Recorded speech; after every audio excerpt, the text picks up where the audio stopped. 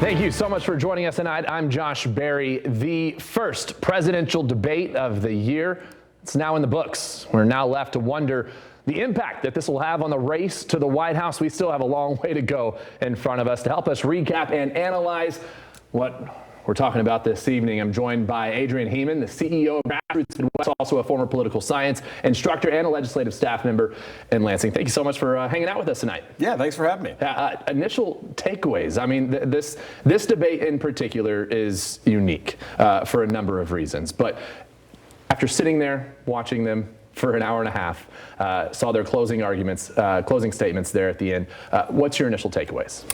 My key initial takeaway, that was really tough to watch. Yeah. I don't think that very many Americans made it through all 90 minutes of that. For those who stuck around, they saw the sitting president struggle with his stutter, his speech impediment, which we've known about for a while, but also really looked like he was struggling with his age. He was not really in command the whole time.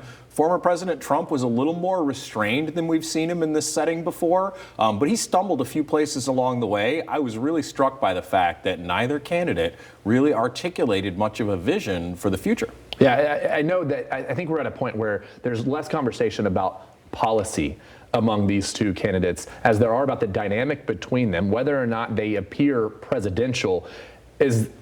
Did that happen tonight at all? I mean, I know we talked about policy. I know they talked about policy, but all of it was surface level. I mean, you had the classic Trump exaggerations. We're the best country. We're the best this, and at times the worst country. We saw it on both ends. What did you see in that regard? You know, I was really struck by that. It wasn't super forward-looking to the extent that they talked about policy at all. It was as a way to relitigate the past, which I don't think was a super strong look for either man. You got two old men on the stage that are arguing about what's happened over the last 30 years instead of what comes next. But I do think that President Biden got the worst of that exchange just because he seemed very tired. Yeah, there were times where we saw some fire from President Biden, because after, whether it's the State of the Union address or a debate, both the last election cycle and this time, people are looking for him to sound presidential as opposed to being 82 years old in office. We have a soundbite here from President Biden when at one point we were talking about veterans, and he accused Trump of calling them losers and suckers. I went to the World War II cemetery, World War I cemetery he refused to go to. He was standing with his four-star general, and he told me, he said, I don't want to go in there because they're a bunch of losers and suckers. My son was not a loser, was not a sucker. You're the sucker. You're the loser. All right, there are a couple of moments where we did see some fire between them. Who benefits from that?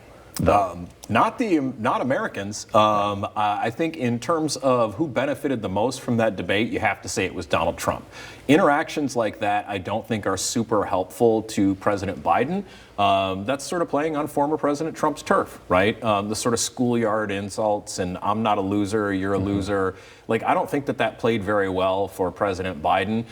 He did show some fire there, but I didn't think that was one of his strongest moments of the debate, because he was just sort of playing into a dynamic that former President Trump's very comfortable with. There are some key demographics that we were discussing during the debate about who you would be watching and who might be impacted by this.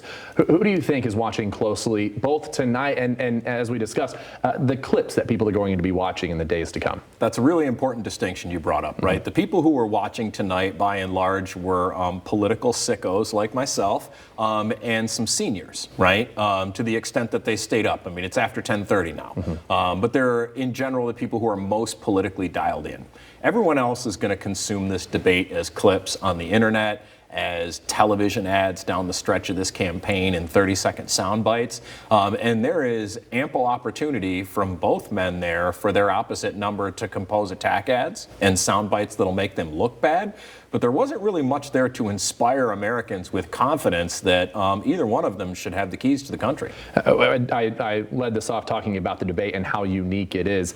We're months ahead of the usual fall timeline, 131 days, in fact, until November 5th. The average for the debates at about 35 days. So this happened well in advance, even before the conventions and an actual nominee is selected. Do you think that this debate format was a success? You know, not from the perspective of either candidate, but I think for Americans this was good. I was intrigued by this debate format because there wasn't going to be the effort at real-time fact-checking, which is always going to seem biased to one party or the other or both. Right? I thought it was good that they kept that out. I also thought it was good that they had a mute button, so they were actually policing the candidates to time. The moderators tried to interrupt when they went over time, and if they wouldn't stop talking, they hit the mute button on them. I think that was a real service, and I think you will see that again in future presidential debates. I certainly hope so. Yeah, the next debate that we have is coming up in September. That'll be on ABC, a little bit closer to that. What would you look forward to, and maybe any changes between these two candidates in the next debate? President Biden certainly needs to come out sharper in the next debate. I'm not sure what time that debate's scheduled for, but I think he might benefit from it being earlier in the day just based on how tired he seemed like he was. I think for President Trump, he did better at the beginning of this debate than he did towards the end. He started to get a little looser towards the end in a way that wasn't really beneficial for him. I think if he can show some of that same restraint that he did at the beginning of the debate, at the one in September, it'd serve him really well. All right. Well, we're going to continue this conversation. Adrian Heeman, the CEO of Grassroots Midwest, joining us tonight. Thank you so much. Yeah, thanks a lot. We're going